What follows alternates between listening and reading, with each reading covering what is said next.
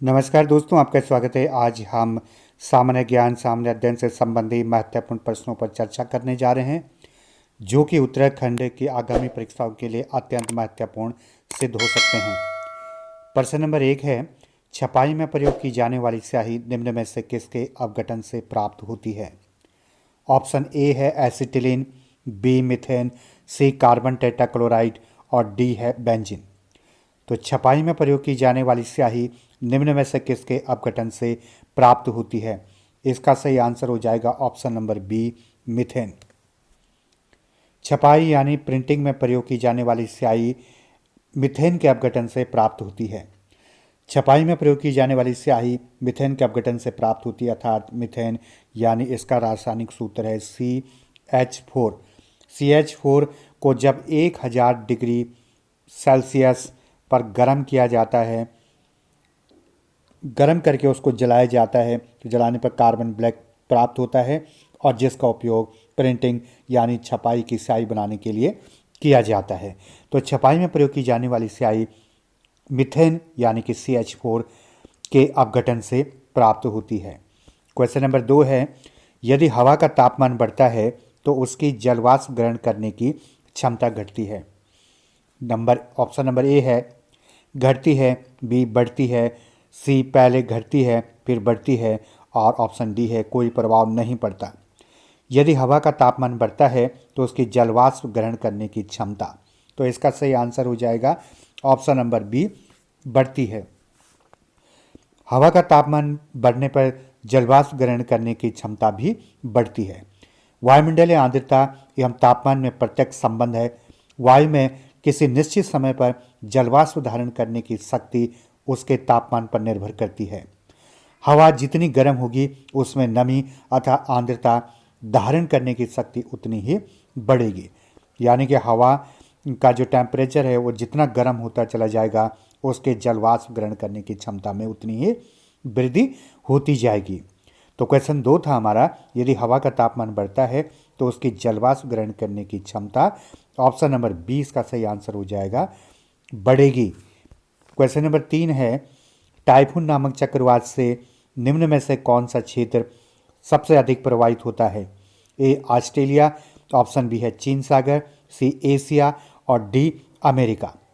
Typhoon नामक चक्रवात से निम्न में से कौन सा क्षेत्र सबसे अधिक प्रभावित होता है? तो इसका सही आंसर हो जाएगा ऑप्शन नंबर बी, चीन सागर। चीन सागर में सबसे अधिक प्रभाव टाइफून चक्रवात का पड़ता है। ये वास्तविक उष्णकटिबंधीय चक्रवात होते हैं जिसकी प्रचंडता से जन धन की अपार क्षति होती है।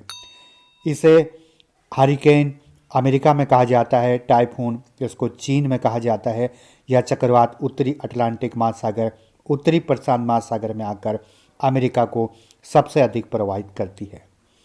तो क्वेश्चन यहाँ से भी पूछा जा सकता है कि यह चक्रवात जो है सबसे अधिक किसको प्रभावित करता है, किस देश को प्रभावित करता है? तो आपका आंसर हो जाएगा अमेरिका को सबसे ज़्यादा प्रभावित करता है। साथ ही हमारा सवाल था कि टाइफून नामक चक्रवात से कौन सा क्षेत्र सबसे अधिक प्रभावित होता है? तो इसका आंसर है चीन सागर सबसे अधिक प्रभावित होता है। क्वेश्चन नंबर 4 है, अंडमान निकोबार द्वीप समूह की राजधानी है। Option A Port Blair, B Car Nicobar, C Andaman और डी निकोबार। तो अंडमान निकोबार द्वीप समूह की राजधानी है, इसका सही आंसर है option number A, Port Blair.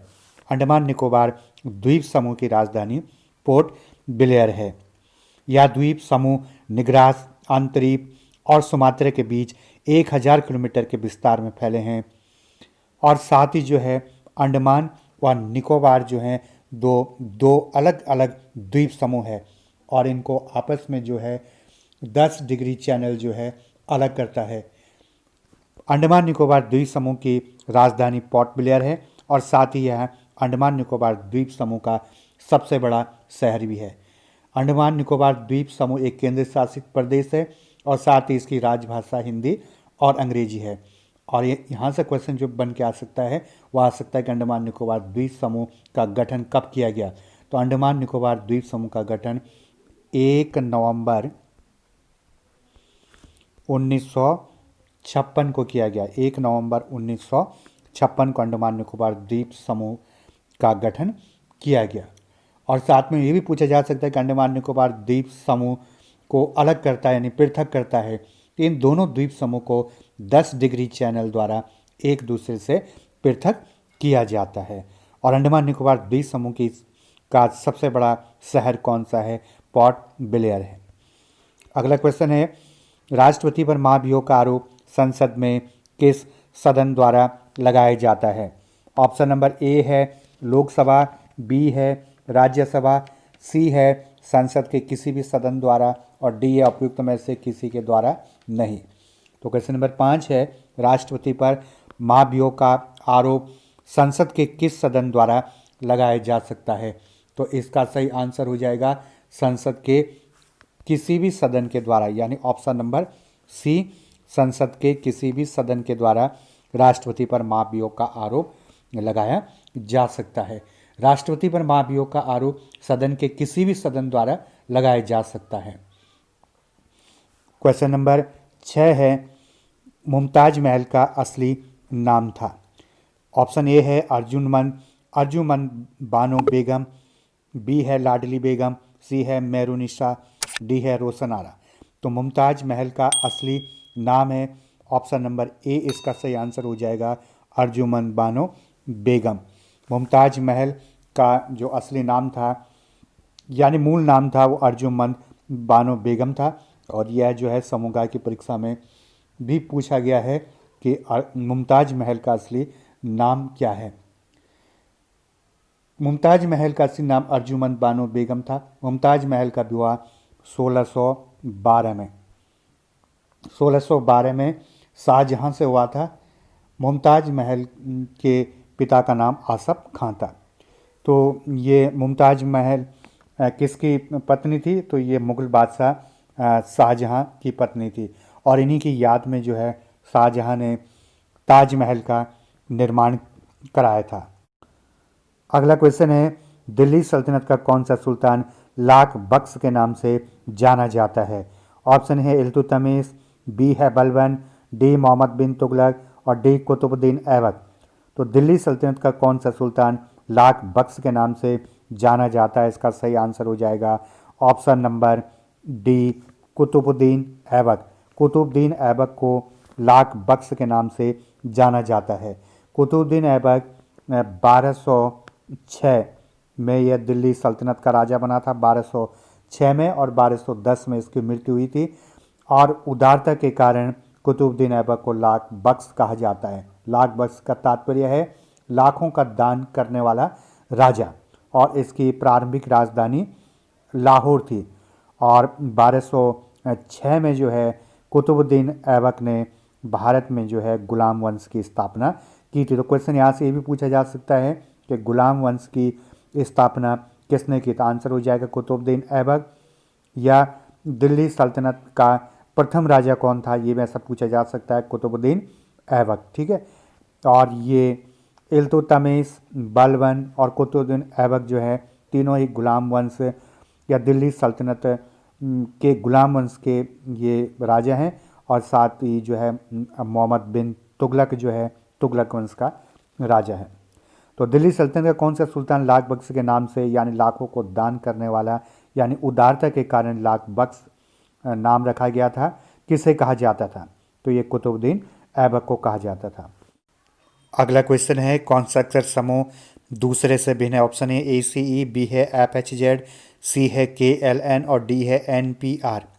तो कौन सा अक्षर समूह दूसरे से भिन्न है? तो यहाँ पे हमें ध्यानपूर्वक देखना होगा। ऑप्शन ए है ACE।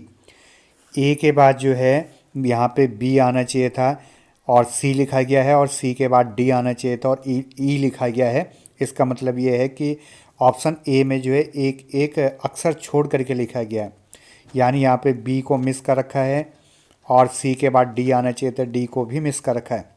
ऑप्शन बी है FHZ। तो एफ है, फिर जी आना चाहिए था, एच लिखा हुआ है, फिर आई आना चाहिए था, जेड लिखा हुआ है, यानी यहाँ पे भी जो है एक एक अक्षर को मिस किया गया है। यानी यहाँ पे जी और आपका आई को मिस किया गया है। ऑप्शन नंबर सी है KLN।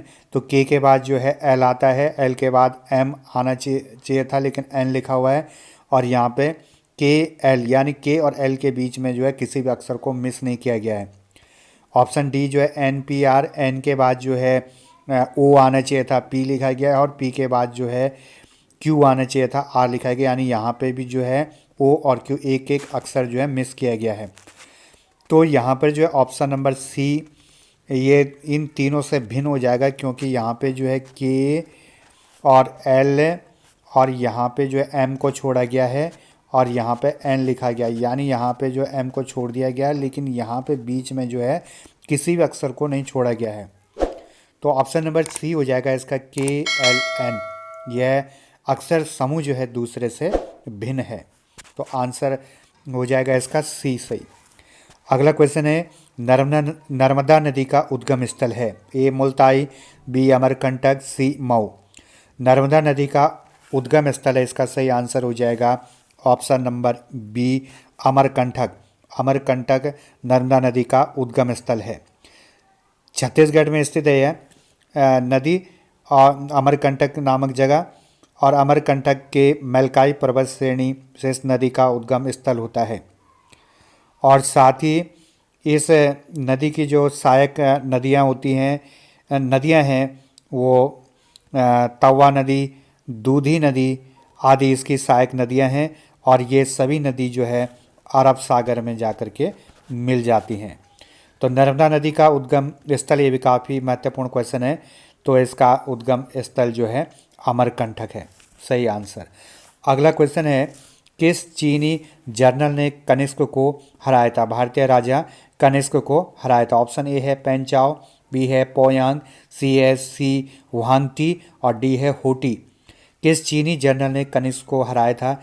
इसका सही आंसर हो जाएगा ऑप्शन नंबर ए पेंचाओ। पेंचाओ जो जनरल थे, चीनी जनरल, इन्होंने कनिष्क को हराया था।